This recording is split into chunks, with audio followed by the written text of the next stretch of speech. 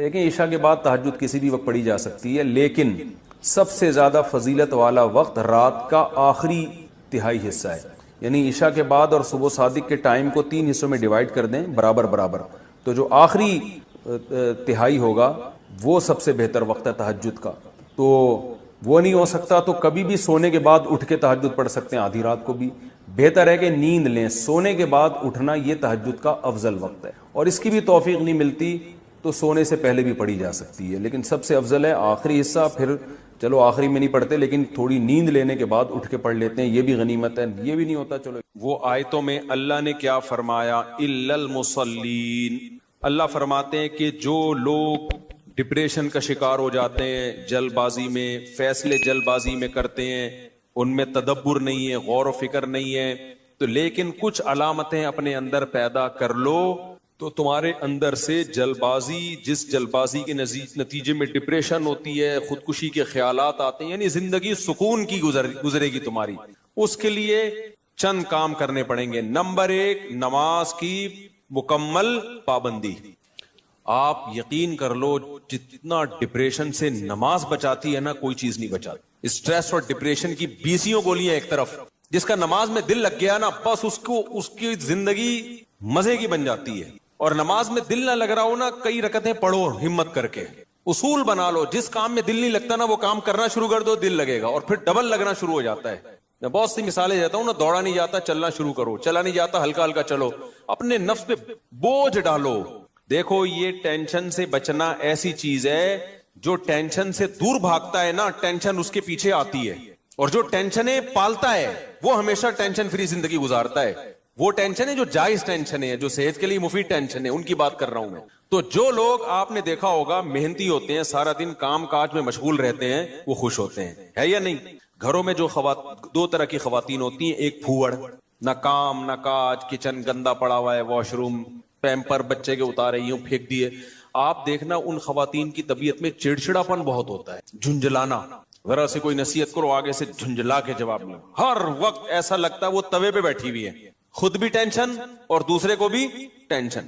لیکن آپ نے دیکھا گھروں میں جو خواتین بہت محنتی ہوتی ہیں، بچوں کی کیئر، شوہر کی مرضی کا خیال، گھر کو صاف ستھرا رکھنا ہر وقت، وہ خوش ہوتی ہیں۔ مردوں میں بھی ایسا ہی ہے، جتنے لڑکے آپ کے پوستی ہیں گھر کے اندر پڑے ہوئے کچھ نہیں کر رہے، ایسا لگے گا جیسے وہ توے پہ بیٹھے ہوئے ہیں۔ باپ کوئی نصیحت کرتا ہے ایک دم کیا ہو جاتے ہیں، وہ ہائپر ہو جاتے ہیں۔ آپ لوگوں نے خود بھی نوٹ کی ہے نا یہ بات۔ وجہ کیا ہے کہ جو آدمی کام کاج کی ٹینشن نہیں لیتا نا، تو اللہ اس کو اسٹریس میں ڈال دیتے ہیں۔ جو محنت کے کام نہیں کرتا اسٹریس میں ڈال دیتے ہیں اس کو، ہر وقت ٹینشن ہے، چڑچڑاپن پیدا ہوتا ہے۔ اور جو محنتی ہوتے ہیں صبح اٹھے ٹھک ٹھک ٹھک اپنے کام نمٹائے۔ میں اپنا بتا دوں، جس دن میں کوئی ٹاسک پوری کرتا ہوں کہ مجھے خیال ہوتا ہے آج میں نے یہ کام نمٹانا ہے، تو وہ نمٹا دیتا ہوں، خدا کی قسم ایسا سکون ملتا ہے نا کہ بیان نہیں کیا جا سکتا۔ آپ بھی کر کے دیکھ لو، آپ ایک اسکیجول بناؤ کہ آج دن میں نے یہ سارے کام کرنے اور مغرب تک میں ان کاموں سے فارغ ہو جاؤں گا۔ دیکھو آپ کام کرنے کے بعد جب فراغت ہوگی آپ کو ایسا سکون ملے گا کہ آپ کو سکون کے لیے کسی ٹیبلٹ کی ضرورت نہیں رہے گی۔ تو آج کل ڈپریشن اور اسٹریس کی جو بیماریاں پھیل رہی ہیں، اس کی ایک بہت بڑی وجہ بیکاری۔ بس ہر آدمی چاہتا ہے میں لائف کو انجوائے کروں، یوں کر کے بیٹھا رہوں، انجوائے کروں، پھر ٹک ٹاک دیکھتا رہے گا اور گھماتا رہے گا، دیکھ یہ والا دیکھ لیا، یہ والا دیکھ لیا، ہوتے لاشعوری طور پر وہ آپ کے دماغ کو اندر سے ڈیمیج کر رہا ہے، آپ کو پتا بھی نہیں ہوتا۔ اس میں سیاسی خبریں آ رہی ہیں، کوئی دوسرے کو گالی، وہ اس کو گالی، وہ فلانا ایسا، وہ ڈمکانا ایسا، کارٹون بنا کے سیاسی لیڈروں کے مذاق۔ آپ کو پتا نہیں ہوتا کہ یہ چیز آہستہ آہستہ آپ کے دماغ کو کیا کر رہی ہے، ہلکا ہلکا ڈیمیج۔ تو نماز انسان کے نا کا شیڈول بنا دیتی ہے۔ ہم نے جتنے بڑے لوگوں کو دیکھا ہے، وہ کیا کر رہے ہوتے ہیں، وہ اپنے ٹائمنگ کیسے فکس کرتے ہیں۔ کافر کیسے کرتے ہیں، 8 بجے یہ کرنا ہے، 9 بجے یہ، 10 بجے یہ، شام 4 بجے یہ۔ نمازی کیا کرتا ہے، فجر کے بعد کی یہ روٹین، فجر سے پہلے کی یہ روٹین، ظہر کے بعد کی، بولو نا یار، یہ روٹین، عصر کے بعد کی یہ روٹین، عصر سے پہلے کی یہ روٹین، مغرب کے بعد کی۔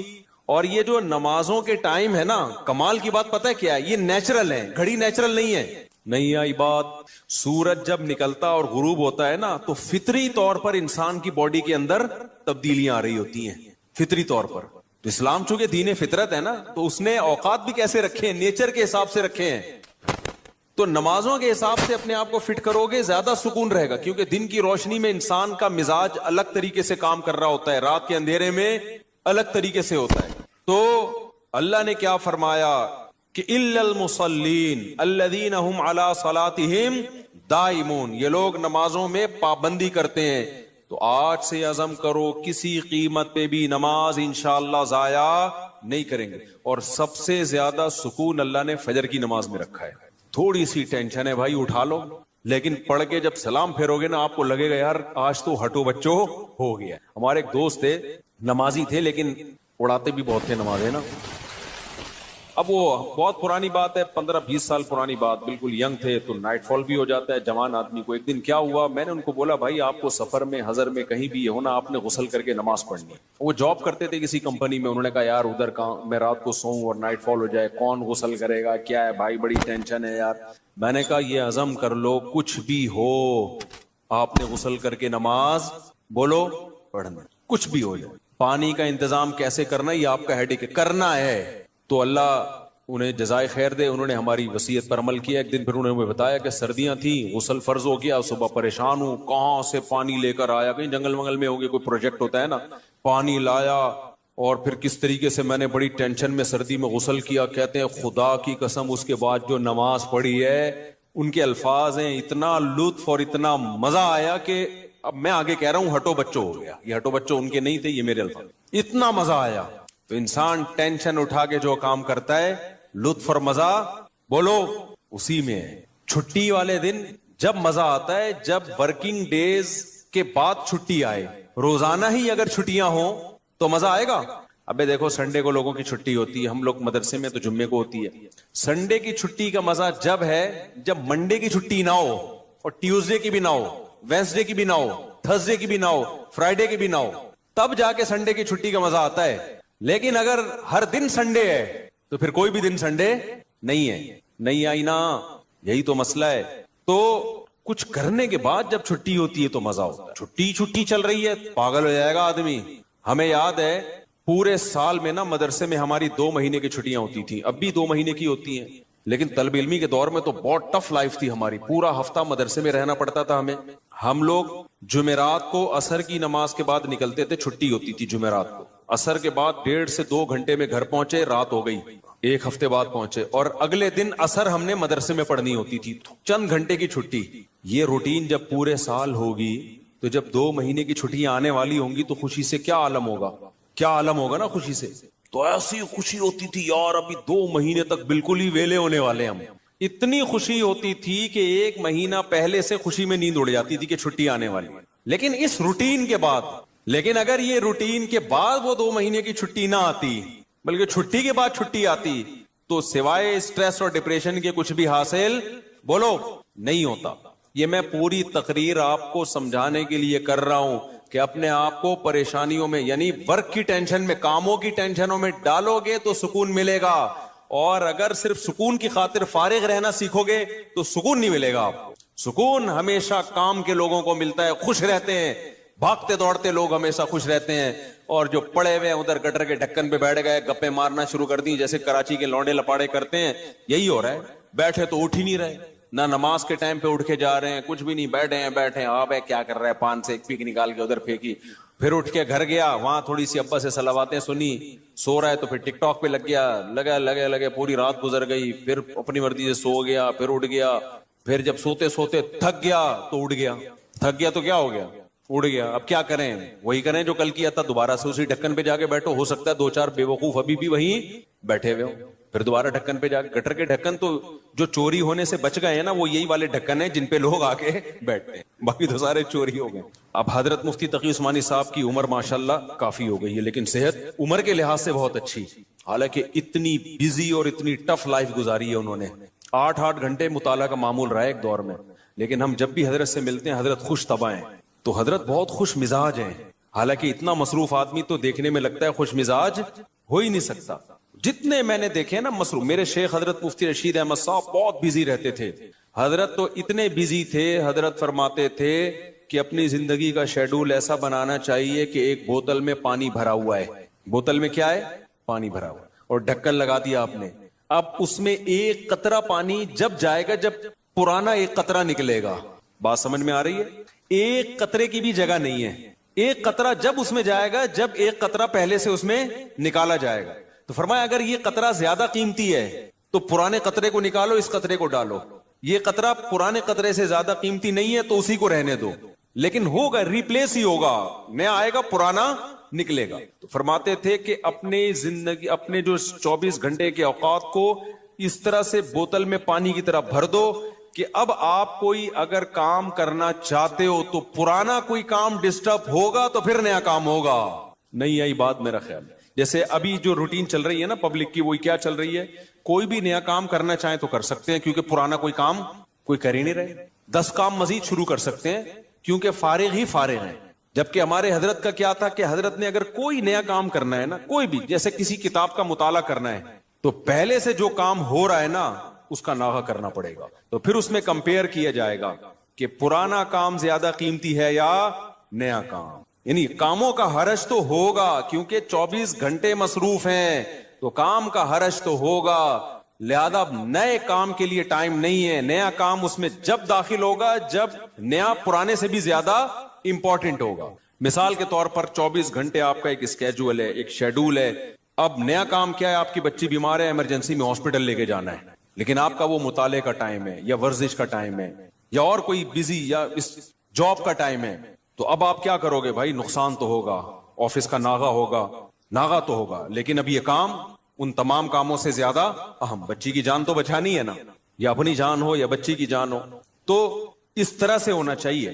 آپ کہہ سکتے ہیں لو بھائی یہ تو زندگی کا مزہ ہی کرکرا ہو جائے گا, 24 گھنٹے اپنے آپ کو ایسا بزی بنا کے رکھو, یہ تو انسان نہیں, یہ تو گدھا ہو گیا نا. میں سمجھا پا رہا ہوں اپنی بات جو میں بیان کر رہا ہوں, مجھے لگ رہا ہے آپ کے چہروں سے ایسا لگ رہا ہے کہ شاید میں سمجھا نہیں پا رہا. بھائی آپ کہیں گے کہ ہمیں اپنے آپ کو خوش رہنے کے لیے, شریعت پہ چلنے کے لیے 24 گھنٹے ہمیں اپنے آپ کو کیا رکھنا ہے, بزی رکھنا ہے. تو یہ تو انسان نہیں, یہ کیا ہو گیا بھائی, گدھا. تو گٹر کا ڈھکن کہاں گیا اس میں, تو زندگی کے مزہ ہی کرکرے ہو گئے. تو دیکھو 24 گھنٹے بزی رکھنے کا مطلب یہ نہیں ہے کہ مطالعے میں, پڑھائی میں اور ہر وقت ایسے کاموں میں جس سے تھکاوٹ ہی ہو, بلکہ اس میں تفریح بھی, وہ بھی ضروری کاموں میں داخل ہے. دوستوں سے کبھی کبھار بیٹھ کے گپ شپ بھی ان ضروری کاموں میں, کیونکہ دماغ کو فریش رکھنے کے لیے ضروری ہے کہ کبھی کبھار گٹر کے ڈھکن پہ جا کے بیٹھا کرے, تھوڑا ابے تبے کے ماحول میں دوست احباب سے بات چیت کر لیا کرے, تھوڑا سا ریلیکس رہے گا اور سوسائٹی میں ان رہے گا. کیونکہ جو بالکل سوسائٹی سے کٹ کے بالکل ہی پپو بن جاتے ہیں نا, وہ دنیا میں کسی کام کے نہیں رہتے, وہ کسی کام کے نہیں رہتے دنیا میں. لیکن اس کا ایک ٹائم ہو. میں اپنے دوستوں میں ایسے لوگوں کو جانتا ہوں, ہمارے ساتھ گپ شپ تھی ان کی گپ شپ بھی ٹائم سے ہوتی تھی. اس وقت وہ ہم آج وہ بہت بڑے عہدوں پہ پہنچے ہوئے ہیں. بھی چند دن پہلے ایک کا فون بھی آیا, کیا آپ وہی طارق مسعود ہو جو ہمارے ساتھ کھیلا کرتے تھے, گپ شپ تھی. میں نے کہا ہاں. میں نے کہا آج کل کیا وہ بہت بڑا آفیسر بن چکا ہے, وہ نام نہیں بتاؤں گا میں, بہت بڑی فلم بن گیا بھائی وہ. لیکن اس کی روٹین کیا تھی مجھے یاد ہے.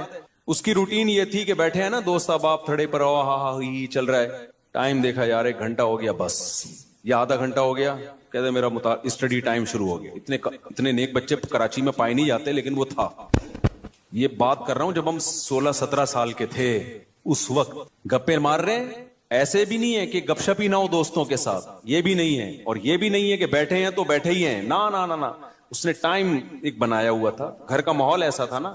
تو اب آ کے بیٹھے, ابھی گپ شپ شروع کر دی, اور بھائی ہاں ہو ہی باتیں, کرکٹ ہم ساتھ کھیلا کرتے تھے, کرکٹ کی باتیں چل رہی ہیں, گپ شپ ہو رہی ہے. یار میرا اسٹڈی ٹائم شروع ہو رہا ہے, میں جا رہا ہوں. ہم کہتے تھے یار عجیب انسان ہے بھائی, اتنا نیک آدمی. تو یہ ہے کہ یہ نہیں کہ آپ نے دوستوں کی محفلیں بالکل چھوڑ دی, گپ شپ بالکل چھوڑ دی, کھیل کود بالکل چھوڑ دیا, لیکن اس کو بھی اپنے شیڈول کا حصہ بنانا ہے. اس کو بھی جتنا ٹائم بنتا ہے اتنا دینا ہے. اب ہو یہ رہا ہے کہ کوئی پلاننگ نہیں ہے, کوئی روٹین نہیں ہے, تو ہم اپنی زندگی اپنی مرضی سے نہیں چلا رہے, ہمیں کوئی اور چلا رہا ہے. اور پتہ ہے کون ہے, اس کو پیار سے شیطان کہا جاتا ہے. ہمیں کون چلا رہا ہے, شیطان بتاتا ہے اب اڑ جا, کیونکہ سو کے اب تو تھک گیا ہے. تو ہم کہتے ہیں چلو بھائی اب اڑ جاتے ہیں. شیطان بتاتا ہے کہ دوبارہ سو جا. اتوار کو لوگ کیا کرتے ہیں چھٹی والے دن, 12 بجے سو کے اٹھیں گے, اس کے بعد حلوہ پوری, وہ نہیں رش ہوتا, اتنا بھاری بھرکم ناشتہ کریں گے کہ آدھے گھنٹے بعد دوبارہ سے غنودگی شروع. لہذا دوبارہ شیطان کیا کہتا ہے, اب دوبارہ کیا بنتا ہے, سونا بنتا ہے. دوبارہ سو گئے تو سارا دن سوئے, ساری رات سوئے. تو میرے بھائی خوش رہنا چاہتے ہو نا تو اپنی روٹین بناؤ اور روٹین کو اپنے تابع رکھو, نہ یہ کہ آپ شیطان کے تابع بن جاؤ. بار بار میں ایک مثال دیتا ہوں, گھوڑے کی لگام اگر آپ کے ہاتھ میں ہوگی تو گھوڑا آپ کی مرضی سے سفر کرے گا. ابھی ہو یہ رہا ہے کہ ہم نے اپنی لگام گھوڑے کے ہاتھ میں پکڑا دی ہے, گھوڑا ہمیں بتاتا ہے کہ تو نے کدھر جانا ہے. بڑے لوگوں کی ایک بڑی زبردست بات ہے کہ اگر آپ کی زندگی گزارنے کی اپنی کوئی پلاننگ نہیں ہوگی تو آپ کسی دوسرے کی پلاننگ کا حصہ بن جاؤ. دیکھو یہ چرسی ہیروئنچی ہے نا, ان کی اپنی کوئی پلاننگ نہیں ہوتی زندگی گزارنے کی, یہ ہوتی ہے اگر انہوں نے پلاننگ سے اوقات طے کیے ہوتے کہ ہم نے یہ کرنا ہے, صبح اٹھ کے یہ کرنا ہے, دوپہر یہ کرنا ہے, شام کو یہ کرنا ہے, اپنی پلاننگ ہوتی تو چرس پیتے ہی ہے. کیا ہو گیا بھائی, بولو نا, نہیں پیتے نا. اپنی کوئی پلاننگ نہیں تھی, ایم ہی اٹھ کے ایک دن نکلے, ایک دوست نے چرس پکڑائی. تو اب یہ کس کی پلاننگ کا حصہ بن گئے؟ چرس اور ہیروئن کے جو اسمگلر ہے نا, ان کی پلاننگ تھی ہم نے پیسہ کمانا ہے, تو وہ کروڑ پتی بن گئے کیونکہ ان کی کوئی پلاننگ نہیں تھی. تو یہ لوگ ان کی پلاننگ کا حصہ بن کے انہوں نے اپنا بیڑا غرق کر دیا, ان کو ارب پتی بنا دیا. ہر دفعہ ایسا ہی ہوتا ہے. آپ کی اپنی پلاننگ نہیں ہے کہ میں نے کتنی دیر فیس بک پہ بیٹھنا ہے, کتنی دیر یوٹیوب پہ بیٹھنا ہے, بس آپ نے بیٹھ گئے تو کوئی پلاننگ نہیں ہے. تو آپ دیکھتے جا رہے ہو, دماغ آپ کا خراب ہو رہا ہے. یہ اس نے اس کو گالی دی, اس نے 86 لیٹر کا کارٹون بنا دیا. اپنی کوئی پلاننگ نہیں ہے کہ میں نے دیکھنا کون سا چینل ہے, کتنی دیر دیکھنا ہے, معلوماتی چینل دیکھنا ہے, ادھر ادھر دائیں بائیں چیزیں میں نے نہیں دیکھنی. نیوز بھی ایک حد تک دیکھنی ہے, بس اتنی کافی ہے ہمارے لیے آج کی تاریخ میں. یہ تھوڑی کہ نیوز ہی سنتے چلے جاؤ. کیا تحقیق کرنی آج میں نے, اگر نہیں ہے نا تو آپ دیکھتے چلے جاؤ گے. اور جو یوٹیوبرز یا فیس بکیے یا ٹک ٹاکرز ہیں, ان کی پلاننگ تھی کہ ہم نے ویوز بڑھا کے پیسہ کمانا ہے, تو آپ جیسے بے وقوف ان کی پلاننگ کا حصہ, آپ کا نقصان, اور وہ کروڑ پتی بن رہے ہیں. نہیں آئی بات, میرا خیال ہے. دیکھو یوٹیوبرز ویورز کے لیے کیا کرتے ہیں, فلانے مولوی نے, مفتی طارق مسعود نے آج انجینئر کے پرخچے اڑا دیے, حالانکہ میں نے کہیں نہیں ایسے اڑائے ہوتے. وہ ایک دم وہ لگائے گا نا ایک وہ تھم نیل پہ, ابے تمہیں کیا کرنا ہے پرخچے اڑائے کے نہیں اڑائے. تمہیں کسی مسئلے کی تحقیق کرنی ہے, کسی خاص مسئلے کی, تو تم اس مسئلے کو دیکھو. یار مفتی طارق مسعود نے اس مسئلے, طلاق کے مسئلے کی تحقیق کرنی ہے یا اور کوئی مسئلہ, یار اس پہ میں سرچ کر رہا ہوں, مجھے ضرورت ہے, یا یہ کاروبار حلال ہے یا نہیں ہے, میں ڈراپ شپنگ کرتا ہوں, اب ڈراپ شپنگ ہے حلال, چلو مفتی طارق مسعود ڈراپ شپنگ لکھ کے سرچ کرو. یہ آپ کی پلاننگ ہوگی, اس میں آپ کو فائدہ ہوگا. لیکن ہو کیا رہا ہے, یوٹیوبر اٹریکٹ کرنے کے لیے تھم نیل پہ عنوان لگائے گا, مفتی طارق مسعود دوبارہ جہلم. کل ایسا ہی ہوا, میرے سامنے آتا ہے, میں نہیں دیکھتا کہ یار میں, حالانکہ میں دیکھ سکتا ہوں نا کہ کیا کہا ہے بھائی اس نے.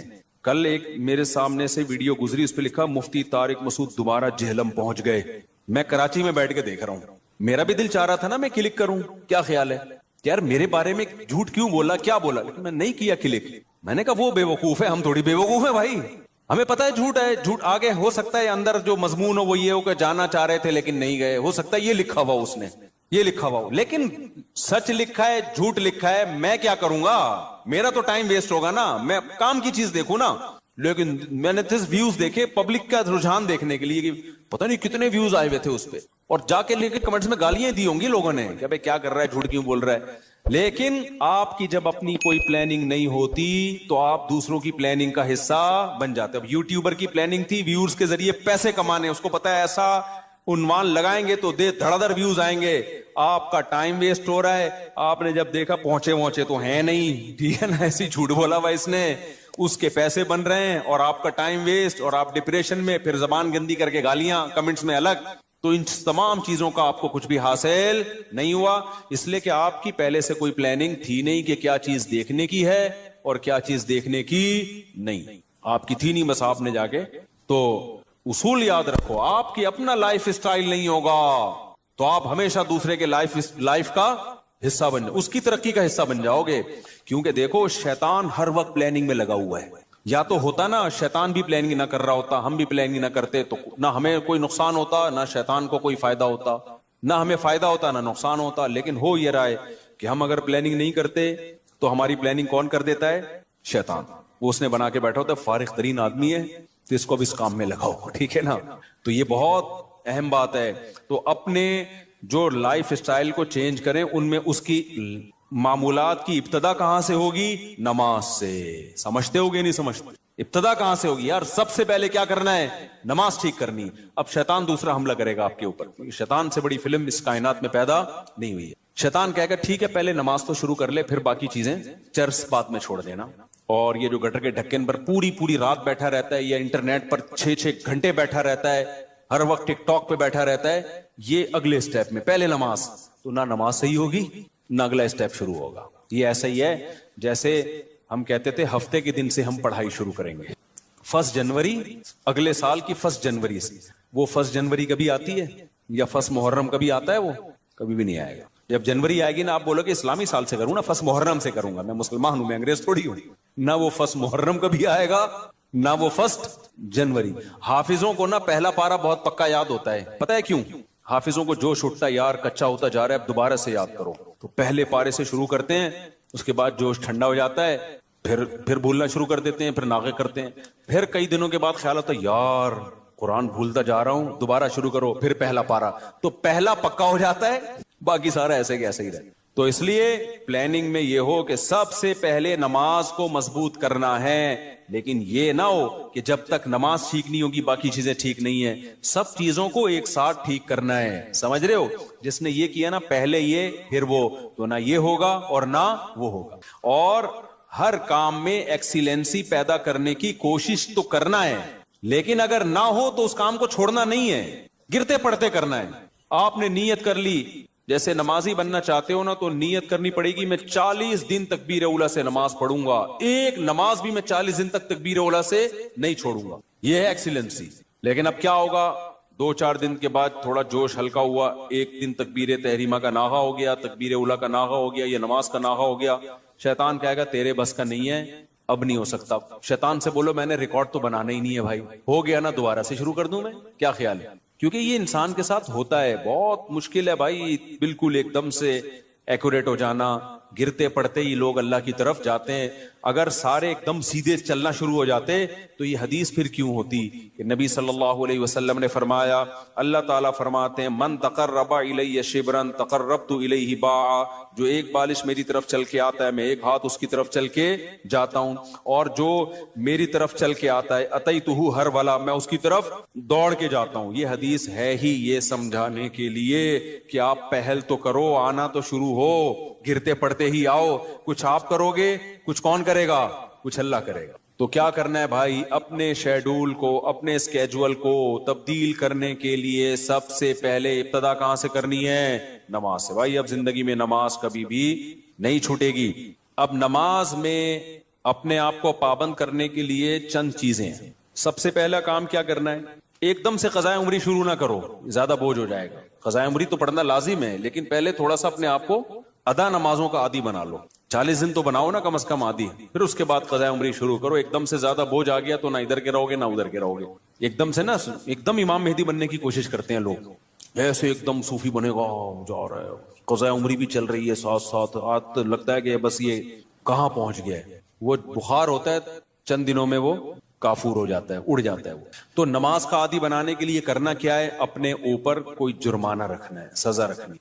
بھائی مجھ سے اگر فجر کی نماز چھوٹ گئی تو اس دن ناشتہ بولو نہیں, ناشتہ اسی دن ہوگا جس دن فجر کی نماز ہوگی. سزا دو اپنے آپ کو. حکیم اختر صاحب رحمہ اللہ تعالی فرمایا کرتے تھے, یہ کتنی بڑی بے غیرتی ہے کہ اللہ نے کہا تھا نماز پڑھو فجر کی, آپ اللہ کا حکم آپ سے اتنا سا پورا نہیں ہوا اور صبح پراٹھے کھانے کے لیے ناشتے پہ بیٹھ جاتے. کتنی بڑی بے غیرتی ہے نا, کہ اللہ کی نعمتوں سے تو پھوڑنے کے لیے آ جاتے ہیں, بس جو اللہ نے کام لگایا وہ ہو نہیں رہا. تو غیرت کا تقاضا بھی ہے, فجر گئی تو ناشتہ بھی گیا. اے اللہ اب ہمارے منہ سے تو نوالا اترے گا نہیں. کتنا مزہ آتا ہے صبح ناشتہ کرنے میں نا, آپ کو نہیں آتا, مجھے تو بہت آتا ہے. خیر کتنا لطف ملتا ہے جب بھوک لگ رہی ہو اور انسان مزے کا ناشتہ کرے.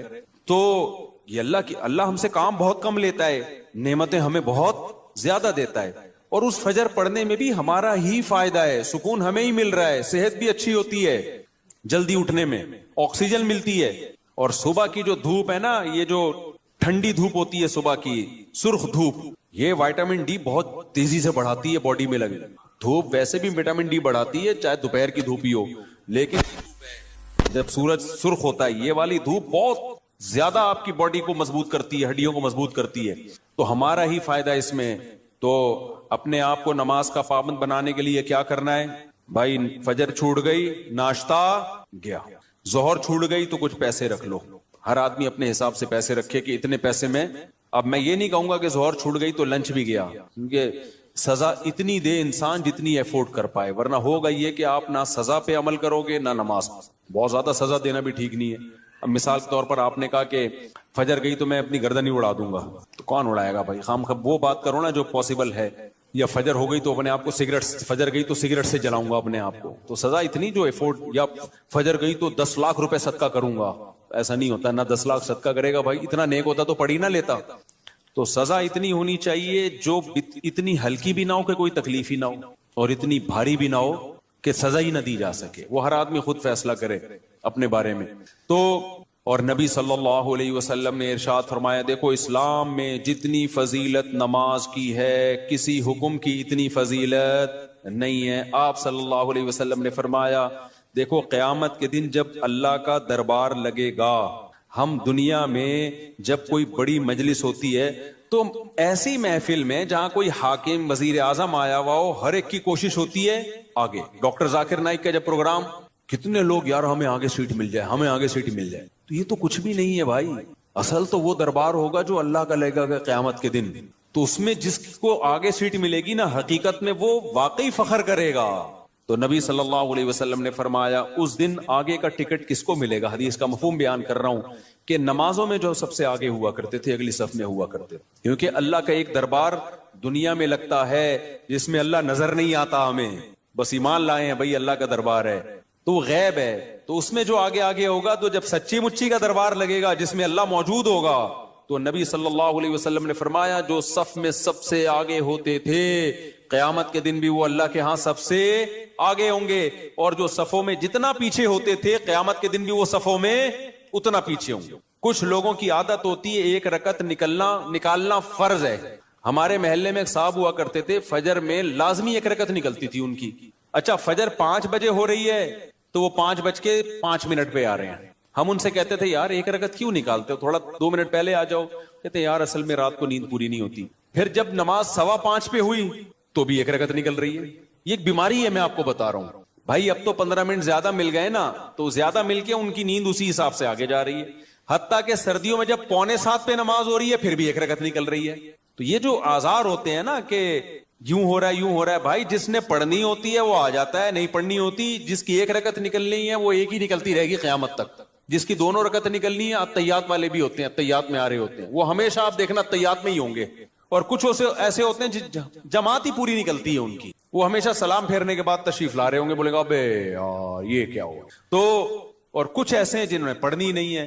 تو جب میں اور آپ کوشش کریں گے نماز کی پابندی کی, تو بھائی تکبیر اولا کی پابندی کے ساتھ صفے اول میں, کیونکہ نبی کی جو بشارتیں آپ صلی اللہ علیہ وسلم نے صف اول کے لیے دی ہیں وہ دوسری صف کے لیے اور آخری صف کے لیے نہیں ہیں. آپ صلی اللہ علیہ وسلم نے فرمایا لوگوں کو اگر پتا چل جائے کہ صف اول میں کتنا ثواب ملتا ہے تو اتنی لڑائیاں ہوں کہ قرآن اندازی کی نوبت آئے.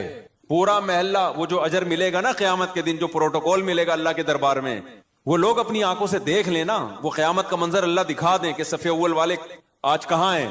تو نبی نے فرمایا محلے والوں میں جھگڑا ہوگا, ہر آدمی کہے گا تیرے باپ کی سیٹ ہے جو آگے پہلے سے بیٹھا ہوا ہے. صحیح ہے نا, ہر آدمی جھگڑا کرے گا, ابے تیرے باپ کی جگہ ہے جو میں بیٹھوں گا یہاں پہ, وہ کہے گا میں بیٹھوں گا. اتنی لڑائیاں ہوں گی کہ فیصلہ کس سے کیا جائے گا؟ قرعہ ڈالا جائے گا. آج تم کہ ہمیں اپنی آنکھوں سے دیکھ نہیں رہے, لہذا ایسے پوستیوں کی طرح رڑتے آتے ہیں, وہ بالکل پیچھے بیٹھے, آگے جگہ بھی ہوتی ہے تو کوشش کرتے ہیں پیچھے ہی کھڑے رہیں, کیونکہ تاکہ نکلنے میں آسانی ہو, سلام امام پھیرے اور فوراً بھاگ سکیں ہم. تو وجہ اس کی ہے کہ بھائی اللہ فرماتے ہیں فلا تعلم نفس ما اخفی لهم من قرۃ اعین, کسی نفس کو خبر نہیں ہے ہم نے اپنے نیک بندوں کے لیے آنکھوں کی ٹھنڈک کا کیسا سامان چھپا کے رکھا ہے. تو جو نیک بندوں کے لیے آنکھوں کی ٹھنڈک کا اللہ نے سامان چھپایا ہے, اللہ وہ اگر دکھا دے تو میرے بھائی پھر ہمیں ان تقریروں کی ضرورت نہیں رہے گی. ہم میں سے ہر شخص کوشش کرے گا نماز میں پہلے سے آئے. اچھا جن کو پہلے آنے کی عادت ہوتی ہے نا, ان کو پھر سکون ہی نہیں ملتا بعد میں آنے سے. ہم اپنی مسجد میں دیکھ رہا ہوں, مجھے یہاں 18 سال ہو گئے, ہاں 18 سال ہو گئے مجھے یہاں پہ. تو میں 18 سال سے جن کو دیکھ رہا ہوں نا 10 منٹ پہلے آتے ہیں وہ نماز میں, آج بھی وہ نماز میں 10 منٹ پہلے آتے ہیں, حالانکہ وہ بوڑھے ہو گئے, ہارٹ کے مسائل, شوگر کے مسائل, 20 بیماریاں, بے ساکھیوں سے آ رہے ہوں گے, لیکن آئیں گے 10 منٹ پہلے ہی. کیوں؟ وہ کہتے ہیں یار یہ کیسی نماز ہے, سکون تو جب ہی ملتا ہے پہلے سے آگے بیٹھو, سنتیں آرام سے پڑھو.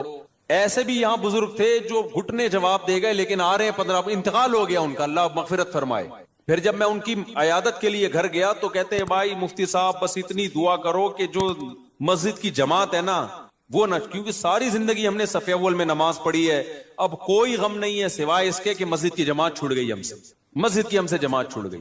یہ نشہ ہے میرے بھائی, سمجھ رہے ہو؟ صف اول میں نماز پڑھنے کا کیا ہے؟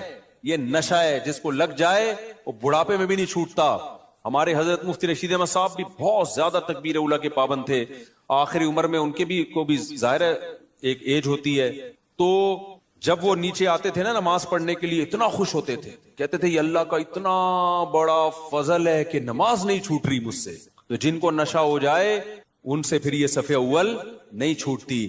تو ایسا نشہ پیدا کر دو اپنے اندر. نشہ کب ہوتا ہے؟ جب عادت پڑ جائے نا, لت پڑ جائے, تو صف اول کی عادت ڈال دو. رمضان میں ہم دیکھتے ہیں جن کو تراویح میں صف اول میں تراویح پڑھنے کی عادت ہے نا, 15 منٹ پہلے آئیں گے, اپنا رومال ومال بچھایا بیٹھ گئے وہاں. کیوں؟ کہتے ہیں یار مزہ ہی نہیں ہے پیچھے کھڑے ہو کے نماز پڑھنے کا. اور یہ لوگ زیادہ سکون سے نماز پڑھ لیتے ہیں. اور جو کنفیوز ہوتے ہیں آج پڑھنی ہے کہ نہیں پڑھنی, تو وہ آئے گا, پہلے بیٹھے گا, پیچھے وضو میں بیٹھا رہے گا, نلکا کھول کے ہاتھ صاف کرتا رہے گا ایسے, پھر کوئی باتیں کرے گا, پھر پیچھے ٹیک لگا کے بیٹھ جائے گا, چلو 2-4 رکعتیں نکل جائیں کیا ہیں, پھر ایک آدھ رکعت میں رکوع میں جب امام جائے گا تو شامل ہو جائے گا. تو اس سے آپ کا دل ہی نہیں لگے گا نماز میں. تو کام وہی اچھا ہوتا ہے جو پابندی کے ساتھ اور مکمل فوکس بنا کے کیا جائے. نبی صلی اللہ علیہ وسلم نے ہر چیز میں احسان کا حکم دیا. پتہ ہے آپ کو احسان پتہ ہے کسے کہتے ہیں؟ ایکسیلنسی. جو کام کرو خاندانی طریقے سے کرو. ہم جو بھی کام کرتے ہیں پتہ ہی نہیں چل رہا ہوتا کہ کرنا چاہتا بھی ہے کہ نہیں چاہتا. وہ شادی والی بات ہے, نہیں کرو بھائی دوسری شادی, کرنا ہے تو پھر کرو خاندانی طریقے سے. پھر ایسی کی تیسی. کل بھی ایک کیس آیا نا, اصل میں کیس ہی یہی آ رہے ہیں آج کل, کیا کریں. کیس آیا کہ وہ شادی کر لی ہے, اب اس پہ دباؤ ڈال رہے ہیں طلاق دے دو طلاق دے دو, اور وہ لڑکی والے اس کے سر پہ دوسری کو دے دو. تو میں نے کہا کرنا ہی نہیں تھا, جب دم نہیں تھا, جب کر لیا تو بولا جاؤ تمہاری ایسی. اب میں نے کہا اگر ڈر گیا نا, کنفیوز ہو گیا یار دوسری کو چھوڑوں نہیں چھوڑوں, میں نے کہا اس سے ڈپریشن میں جائے گا. کام تو کر لیا, اب بول بھائی میرے ٹکڑے کر دو, مجھے بم سے اڑا دو. میں نے کہا اس میں سکون ملے گا. میں نے کہا دیکھو میں تمہیں سمجھا رہا ہوں, سکون مل رہا ہے نا؟ کہتے ہیں ہاں مل رہا ہے. میں نے کہا اس سے مطلب یہ سکون اسی میں ہے. ہو گیا ایسی کی تیسی. ہم لوگ بولیں گے 2 نمبر ہے, بولے ہم 2 نمبر ہیں. لوگ بولیں گے برا آدمی, بولے ہم ہیں, ہم کم نے کب کام, بہت نیک آدمی ہے. تو جو بھی کام ایکسیلنسی کے ساتھ ہوتا ہے. صحابہ کرام جب نماز پڑھا کرتے تھے کتنے خشوع و خضوع سے پڑھا کرتے تھے, تبھی نمازوں میں ان کو مزہ آتا تھا. ہم نماز پڑھ رہے ہوتے ہیں, مسجد کی طرف آ رہے ہوتے ہیں ایسے جیسے قبر سے مردے کو اکھاڑا جا رہا ہے, بستر سے ایسے اٹھتے ہیں, مسجد میں ایسے آتے ہیں جیسے پولیس جیل کی طرف لے کے جا رہی ہے. پھر وہاں بیٹھے ہوتے ہیں بار بار, کبھی یوں کر کے دیکھ رہے ہیں, کبھی پیچھے مڑ مڑ کے امام کو دیکھ رہے ہیں کہ آ کیوں نہیں رہا. بھائی تمیز سے منہ نیچے کرے بیٹھ جاؤ, 30 سیکنڈ لیٹ ہو جائے گی نا نماز زیادہ زیادہ. پھر سلام کے بعد فوراً ایک دم نا ایسے جیسے توے پہ بٹھایا ہوا ہے, ہلنا شروع ہو جائے گا کہ اٹھوں کیسے میں یہاں سے. سکون سے. نبی صلی اللہ علیہ وسلم نے فرمایا جتنی دیر انسان نماز کے انتظار میں ہوتا ہے اللہ کی ہاں اتنی دیر نماز ہی کی حالت میں ہوتا ہے. اس کو نماز کا ثواب ملتا رہتا ہے, اس کو نماز کا ثواب ملتا رہتا ہے. اور جتنی دور سے چل کے آئے گا, آپ صلی اللہ علیہ وسلم نے فرمایا ہر قدم پہ اللہ ایک نیکی دیں گے اور ایک گناہ اس کا معاف کریں گے. تو کتنے فضائل ہیں میرے بھائی نماز پڑھنے کے. نبی صلی اللہ علیہ وسلم نے فرمایا, کیا پیاری حدیث ہے یار, اس سے تو بڑا مزہ آتا ہے. نبی نے فرمایا کہ میری امت قیامت کے دن اپنے چہروں کی سفیدی سے پہچانی جائے گی, کیونکہ اتنا وضو کیا ہوگا نا اس نے زندگی میں. اب جو 15 سال کی عمر سے نماز پڑھ رہا ہے, 15 دفعہ روزانہ دن میں منہ دھوتا ہے کہ نہیں دھوتا؟ اور یہ وہ منہ کا واش کرنا نہیں ہے جو گورے واش کرتے ہیں, یہ عبادت کے طور پہ منہ کا دھونا ہے. یہ جو ہم چہرہ دھوتے ہیں دن میں 15 دفعہ, بازو دھوتے ہیں دن میں 15 دفعہ, پاؤں دھوتے ہیں دن میں 15 دفعہ, 3 دفعہ دھویا جاتا ہے نا. تو یہ صرف واشنگ نہیں ہے کہ سروس ہو رہی ہے آپ کی, یہ دھونا بطور عادت ہے یا عبادت کے طور پر ہے؟ بتاؤ. یہ عبادت کے طور پہ دھویا جا رہا ہے, منہ اللہ نے حکم دیا. تو آپ سوچو جس نے 40 سال 50 سال اللہ کے حکم پہ دن میں 15 دفعہ منہ دھویا ہوگا, تو کیا اس کے چہرے پہ کوئی ایسی علامت نہیں ہوگی جس سے پتا چل جائے کہ اس کا چہرہ دوسرے چہروں سے بہت پاکیزہ ہے، کیونکہ اس بار بار منہ دھونے سے جو منہ کے گناہ ہیں، بازوؤں کے گناہ ہیں، پاؤں کے گناہ ہیں، وہ دھل رہے ہیں، ان میں روحانیت پیدا ہو رہی ہے، نورانیت پیدا ہو رہی ہے. یہ نورانیت دنیا کی آنکھوں سے نظر نہیں آتی، لیکن یہ نورانیت قیامت کے دن اللہ ایسی آنکھیں دے دیں گے جس سے لوگوں کو یہ نورانیت نظر آنا شروع ہو جائے گی. غرم محجلین، آپ نے فرمایا کہ اتنا واضح ہوں گے نا اہل اسلام قیامت کے دن، جو نمازی تھے اتنے واضح ہوں گے نا ان کے چہرے، فرمایا جیسے سارے سیاہ گھوڑے ہوں اور ان میں ایک سفید پیشانی والا گھوڑا ہو اور اس کے سفید پاؤں ہو. گھوڑوں میں یہ بڑی خوبصورتی سمجھی جاتی تھی کہ مکمل سیاہ ہو لیکن پیشانی کیا ہو؟ سفید، اور پاؤں کیا ہو؟ سفید. صرف پاؤں میں سفیدی کے نشانے سے گھوڑے میں بڑا حسن پیدا ہوتا ہے. تو آپ نے فرمایا کہ سارے سیاہ گھوڑوں میں اگر سفید پیشانی والا گھوڑا ہوگا تو فوراً الگ پہچان ہوگی کہ نہیں ہوگی؟ ہے بھائی ایک گھوڑے ہیں، اب آپ کا گھوڑا ان گھوڑوں میں مکس ہو گیا، سب کے کلر تو آپ جا کے غور سے دیکھو گے، لیکن آپ کا گھوڑا سفید پیشانی والا تھا، باقی سارے کالے، فوراً پہچان جاؤ گے بھئی یہ کس کا گھوڑا ہے؟ یہ میرا. تو نبی نے فرمایا میں اپنے امتیوں کو پہچاننے میں کوئی کنفیوژن نہیں ہوگی، کیونکہ وضو کی کثرت کی وجہ سے سب کے چہرے نورانی ہوں گے، سفید ہوں گے، سب کے بازو کیا ہوں گے؟ نورانی اور سفید. جتنا ایریا وضو میں کور ہوتا ہے نا سارا سفید ہوگا. سفید کا مطلب نور نکل رہا ہوگا، اس سے نورانی چہرے ہوں گے. تو یہ ہلکی چیز نہیں ہے بھائی نماز کا قائم کرنا. شاعر اسلام میں سے دیکھو، ہر مذہب کا کوئی خاص نشان ہوتا ہے جس سے پتہ چل جاتا ہے یہ آدمی اس مذہب سے بیلونگ کرتا ہے. ہوتا ہے کہ نہیں ہوتا؟ ہندو عورتوں کے یہاں کیا ہوتی ہے؟ بولو. ٹیکا بندیا ہوتی ہے نا. تو جس عورت کی ہوتی ہے ہمیں فوراً پتہ چل جاتا ہے یہ کیا ہے بھائی. منہ سے بولنے پر گورنمنٹ نے پابندی لگائی ہے تو ٹھیک ہے بھائی. جس خاتون کے یہاں ٹیکا ہوتا ہے 99% چانس ہوتا ہے کہ یہ کیا ہے؟ ہندو ہے، ہندوؤں کا کلچر ہے.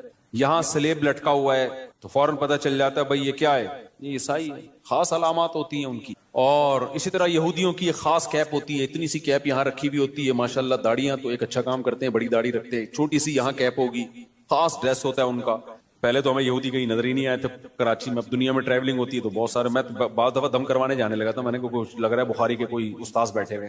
اتنے داڑھی کی وجہ سے ویسے چہرہ تو نورانی ہو ہی جاتا ہے، اتنی بڑی بڑی داڑھی. امریکہ میں اور کینیڈا میں تو جاپان میں بھی میں نے دیکھے.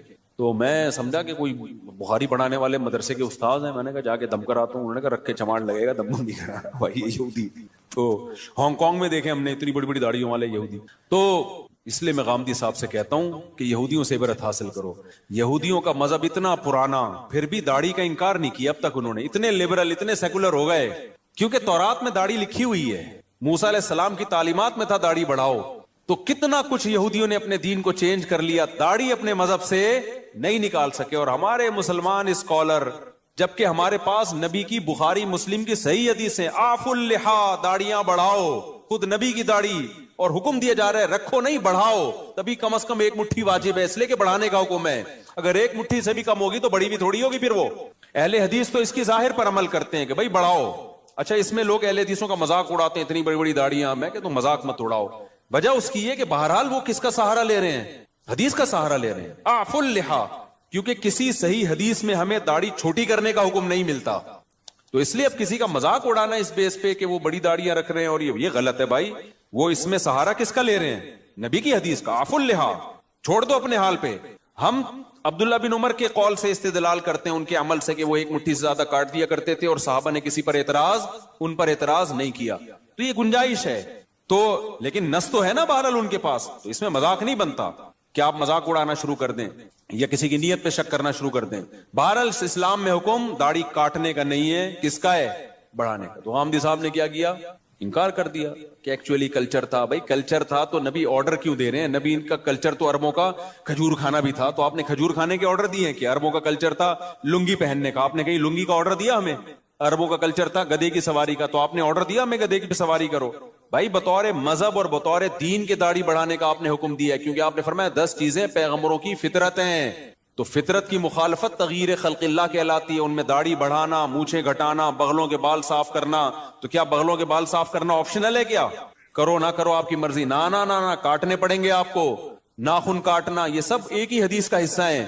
تو جیسے ناخن کاٹنا واجب ہے آپشنل نہیں ہے، بغلوں کے بال صاف کرنا اس حدیث کی روشنی میں واجب ہے آپشنل نہیں ہے. بول دو نا، مجھے شک ہونے لگتا ہے کہ بڑھائی بھی ہوں گی. زیر ناف بال صاف کرنا واجب ہے آپشنل نہیں ہے. تو اسی حدیث میں بھائی داڑھی بڑھانے کا حکم دیا جا رہا ہے، تو وہ کیسے آپشنل ہو گیا؟ اس کا کلچر، نبی کلچر بیان کرنے کے لیے تھوڑی آئے ہیں. نبی کیا بیان کرنے کے لیے آئے ہیں؟ حدیث، اللہ کا حکم بیان کرنے کے لیے آئے ہیں. تو جب تک اس کے خلاف کوئی دلیل نہ ہو، اس کو اللہ کا آرڈر اور اللہ کا حکم ہی سمجھا جائے گا. تو یہودیوں نے اپنے مذہب سے داڑھی نہیں نکالی، تو یہ مذہب کا آرڈر. سکھوں سے عبرت حاصل کرو. جب میں کینیڈا کے ایئرپورٹ پہ اترا ہوں، مجھے اتنی بڑی بڑی داڑھیوں والے سردار نظر آئے، حالانکہ ایئرپورٹ پہ وہ جاب کر رہے ہیں، کوئی مینیجر ہے، کوئی پائلٹ ہے، داڑھی سب نے رکھی. 99 جو میرا تجزیہ غلط بھی ہو سکتا ہے، کیونکہ ہو سکتا ہے جنہوں نے داڑھی کاٹی ہوئی مجھے پتہ ہی نہ چل رہا ہو کہ یہ سکھ ہے یا کچھ اور، انہوں نے رکھی ہوئی ہے. وہ اپنے مذہب کو نہیں چھوڑتے. شرم سے ڈوب مرنے کا مقام ہے میرے بھائی. پھر ہم لوگ کے لیے کیا خیال ہے؟ اور غامدی صاحب نے تو انکار ہی کر دیا. تو ہمارے تو پیغمبر دیکھو، یوسف علیہ السلام سے زیادہ کوئی خوبصورت تھا، لیکن آپ کی بھی کیا تھی؟ داڑھی. اور جمال میں سب سے زیادہ جمال اللہ، حسن الگ چیز ہے، جمال الگ چیز. حسن میں سب سے بڑا درجہ یوسف علیہ السلام کا، لیکن جمال جو حسن کے سے اوپر کی چیز ہے، وہ جمال سب سے زیادہ اس کائنات میں نبی صلی اللہ علیہ وسلم کو اللہ نے دیا ہے، اور یہ حدیث سے ثابت ہے. لیکن آپ صلی اللہ علیہ وسلم کی بھی داڑھی تھی. اس لیے میں غامدی صاحب اور ان کے فالوور سے کہتا ہوں کہ آپ سے نہیں رکھی جا رہی، آپ توبہ استغفار کر لو، لیکن انکار مت کرو بھائی. آپ تحریف دین جو ہے یہ زیادہ بڑا جرم ہے. تو اور ہمت کر کے رکھ لو، کیا جا رہا ہے یار. خیر، تو کہاں سے کہاں بات چلی گئی، کیا بات کر رہا تھا میں؟ ہاں، میں کہہ رہا تھا اسلام کے شعائر ہوتے ہیں نا، جیسے ہندوؤں کے خاص شعار ہے، سکھوں کا ایک خاص شعار ہے، داڑھی ہوتی ہے، پگڑی ہوتی ہے، یہ ان کا شعار ہے. عیسائیوں کا سلیب ہے. تو مسلمانوں کا شعار کیا؟ مسلمانوں کا شعار کوئی خاص لباس نہیں ہے. شاعر اسلام میں سب سے بڑی چیز ہے نماز، کہ 5 ٹائم مسلمان مسجد میں حاضری دیتا ہے. یہ دنیا میں کوئی مذہب اپنے عبادت گاہوں میں 5 ٹائم حاضری دیتا ہے؟ ہندو ہفتے میں 1 بار، باقی انہوں نے چھوٹے چھوٹے بھگوان گھر میں ہی رکھے ہوئے ہیں. صحیح ہے نا، وہ ان کی روزانہ عبادت کریں، صبح شام کریں، یہ ان کا ہیڈک ہے. لیکن واحد ایک اسلام مذہب ہے جو آپ کو عبادت خانے میں کتنی دفعہ بلاتا ہے؟ 5 بار. تو مسلمان اپنی روٹین میں 5 ٹائم، تو یہ 5 ٹائم ایسی چیز ہے عبادت جو چھپنے والی نہیں ہے. آپ کسی غیر مسلم کے ساتھ رہو گے، اس کو 1-2 دن میں پتا چل جائے گا بھائی یہ ان کے تو 5 ٹائم اوقات ہیں، تو ہر تھوڑی دیر کے بعد ان کو نماز کے لیے جانا ہوتا ہے. تو یہ شاعر ہے، اس سے پتا چلے گا کہ آپ مسلمان ہو یا کافر ہو. صحابہ کے دور میں اسی سے پتا چلتا تھا. دیکھو نبی صلی اللہ علیہ وسلم نے جب دعوت دی نا عرب کے قبائل کو، تو بہت سے قبائل مسلمان ہو گئے، بہت سے مسلمان نہیں ہوئے. تو پھر آپ نے جہاد شروع کیا. تو حدیث میں آتا ہے، کیونکہ کوئی معاہدہ تو تھا نہیں نا، جنگ تھی، تو آپ صلی اللہ علیہ وسلم لشکر لے کے جاتے، اس علاقے کے قریب پڑاؤ ڈالتے کہ ابھی ہم نے اس پہ حملہ کرنا ہے. تو دیکھتے کہ فجر کی اذان کی آواز آتی ہے کہ نہیں آتی. اگر فجر کی اذان کی آواز آئی، اس کا مطلب یہ کیا ہے؟ مسلمان ہے. چھوڑ دو. اذان کی آواز نہیں آئی، بھائی یہ اسلام قبول ہی نہیں کیا. تو اذان اور نماز، یہی وجہ ہے کہ صحابی رسول کہتے ہیں کہ نبی کے دور میں نا بدترین سے بدترین منافق، جس کا سب کو پتا ہوتا تھا کہ یہ کمبخت اندر سے کافر ہے، صرف فیور لینے کے لیے مسلمان ہے، کمبخت، وہ بھی جماعت کی نماز میں آتا تھا. کیونکہ اگر وہ نماز میں نہیں آتا نا تو مسلمان سمجھتے کہ یہ کمبخت ابھی، یہ تو اس نے شو کر دیا کہ میں کافر ہوں. تو ایمان اور کفر کا فرق نماز سے سمجھا جاتا. تو آج توحید کے بعد جس حکم کی سب سے زیادہ دھجیاں اڑائی جا رہی ہیں، وہ کون سا حکم ہے؟ وہ نماز ہے. میں بار بار قرآن کی آیت پیش کرتا ہوں نا کہ اگر نماز چھوڑنے کی تھوڑی سی بھی گنجائش ہوتی، دفتری کاموں کی وجہ سے، کل پیپر ہے آپ کا، یا سردی میں اٹھا نہیں جا رہا، یا آپ کو دل نہیں چاہ رہا، یا بیمار ہیں، تھوڑی سی بھی گنجائش ہوتی، تو سب سے بڑا عذر کیا تھا؟ میدان جنگ میں لڑائی. میدان جنگ میں جب کسی دشمن سے جنگ ہو رہی ہو، اس سے زیادہ ٹینشن والا کوئی حالت نہیں ہوتی. اس میں نماز چھوڑنے کی اجازت نہیں دی ہے بھائی. تو اب کیا رہ گیا؟ تو آپ کو اس لیے اجازت دے دی جائے فجر کی، آپ کی آج رخصتی ہوئی ہے. دولہا فجر میں اکثر کیا ہوتا ہے؟ شارٹ. کہتا ہے اتنے عرصے منتیں ماننے کے بعد میری شادی ہوئی ہے، تو فجر کیوں پڑھوں، میں پاگل ہوں کیا؟ وہ یہ سمجھ رہا ہوتا ہے. اور جو محلے کے لوگ ہوتے ہیں نا، جو آپ کے دوست، وہ کسی کو دیکھیں نہ دیکھیں، دولہا کو سب چیک کر رہے ہوتے ہیں آج فجر میں آیا کہ نہیں آیا. بڑے ہوشیار ہیں. دولہا کو سب کیا کر رہے ہوتے ہیں؟ چیک کر رہے ہوتے ہیں. ایک بندے کی، ہمارے دوست کی شادی ہوئی، وہ کبھی بھی فجر میں نہیں آتا تھا، شادی ہوئی تو پہنچ گیا اور آدھا گھنٹہ پہلے سے آ کے بیٹھا ہوا ہے. میں نے کہا یار تم تو ویسے نظر کبھی نہیں آئے, نماز پڑھتا تھا لیکن جماعت نکل جاتی تھی, نماز پڑھتا تھا مگر جماعت نکل جاتی. میں نے کہا یا تو پورے سال پڑھ رہے ہوتے, اس سال اس رات کو بھی آ جاتے, ہم کہتے چلو یار ہمت کی اس نے. پورے سال کبھی میں نے آپ کو مسجد میں دیکھا نہیں, یعنی نماز پڑھتا تھا جماعت کے بعد آ کے, اور آج آپ آدھے گھنٹے سے آئے ہوئے ہو. کہتے یار سویا ہی نہیں ہوں. تو میں نے کہا نیند ہی نہیں آئی خوشی سے, نا خوشی سے نیند آئی نہیں ہے. تو اب میں نے کہا چلو آج پہلی دفعہ جماعت سے نماز پڑھ کے ریکارڈ کریں گے. تو میں نے کہا میں تو آپ کو بہت نیک سمجھ رہا تھا, لیکن خیر یہ بھی غنیمت ہے. تو یہ شروع میں ہوتا ہے, خوشی سے نیند نہیں آتی. اس کے بعد کنواروں کو دیکھ دیکھ کے روتا ہے کہ کیسی گہری نیند سوتے ہیں یار, یہ کتنے گھوڑے بیچ کے سوتے ہیں, کوئی ٹینشن نہیں ہے. خیر تو بھائی آج سے عزم کرتے ہو کہ نہیں کرتے؟ سفر ہو, حضر ہو, لڑائی ہو, جھگڑا ہو, پہلے سے پلاننگ کرنی ہے. کیونکہ قرآن نے نماز پڑھنے کا حکم نہیں دیا. یحافظون, حفاظت کا مطلب جس چیز کی حفاظت کرنی ہوتی ہے پہلے سے پلاننگ کرنی پڑتی ہے نا, یا اینڈ ٹائم پہ کرتے ہو. دیکھو بینک سے آپ کو 1 کروڑ روپے لے کے نکلنا ہے, اب یہ حفاظت کرنی ہے کہ نہیں کرنی؟ تو آپ نے کیا کیا, بینک سے 1 کروڑ روپے لے کے باہر آئے, سڑک پہ آ کے سوچ رہے ہو کہ اس کی میں نے حفاظت کیسے کرنی. کیا خیال ہے؟ کیونکہ آپ نے سن لیا تھا کہ 1 کروڑ روپے کی ہم نے حفاظت کرنی ہے, لہذا نکالے, باہر نکلے, اور ابھی شاپر میں پڑے ہوئے. اب آپ کہہ رہے ہو یار میں حفاظت اس کی کرنی ہے, میں نے پلاننگ کرنی ہے. ہو جائے گی حفاظت, کیونکہ ڈاکو پہلے سے پلاننگ کر چکا ہو. یہ کچھ بے وقوف ایسے ہوتے ہیں جو پیسے لے کے نکلتے ہیں, نکلنے کے بعد سوچ رہے ہوتے ہیں ان کو کہاں رکھنا ہے ہم نے. تو ایسے لوگوں کی حماقت سے ڈاکو فائدہ اٹھاتے ہیں. تو آپ نے جب حفاظت کرنی ہوتی ہے تو پلاننگ پہلے سے, یار 1 کروڑ کا چیک ہے, کیش لے کے نکلنا ہے میں نے, تو پہلے سے سوچو کہاں سے نکلوں, کن کو ساتھ لے کے جاؤں, کون سا شاپر ہوگا, بلیک کلر کا شاپر ہوگا, اور اس شاپر میں جوتے ہوں گے, اور جوتے کے اوپر ٹوپیاں ہوں گی, اور مسواکیں ہوں گی, اور خود بھی دھوتی بنیان, تاکہ دیکھنے میں لگے کہ یہ بھیک مانگنے گیا تھا بینک میں, دھکے دے کے نکال دیا گیا اس کو. ہمارے ایک دوست ہیں دبئی میں, ارب پتی تاجر ہے نا, وہ ڈائمنڈ کا بڑا بزنس ہے. وہ لوگ ڈائمنڈ لے کر آتے ہیں افریقہ سے, افریقہ میں ڈائمنڈ نکلتا ہے نا, وہاں بڑی لڑائی ہے, اتنے سے ڈائمنڈ کروڑوں روپے کا ہوتا ہے. میں نے کہا لاتے کیسے ہو؟ کہتے ہیں بھائی بڑی محنت کرنی پڑتی, ہم جاتے ہیں, حالانکہ اتنا بڑا تاجر ہے وہ دبئی میں, اس کی بہت, میں نے جا کے دیکھا اس کا بزنس نا.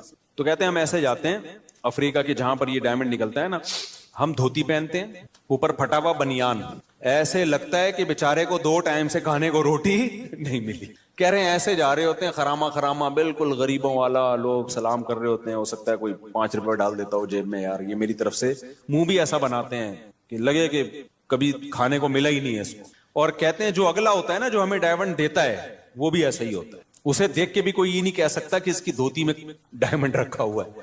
ایسے کہتے ہیں پارسل ہوتا ہے, وہاں سے آتا ہے, یہاں سے لیا کسی کو. کیونکہ اگر یہ جائے نا لینڈ کروزر میں بیٹھ کے 3 پیس سوٹ اور ٹائی میں, تو ڈاکوؤں کو پتہ چل جائے گا کہ یہاں خربوزے خریدنے نہیں آیا ہے.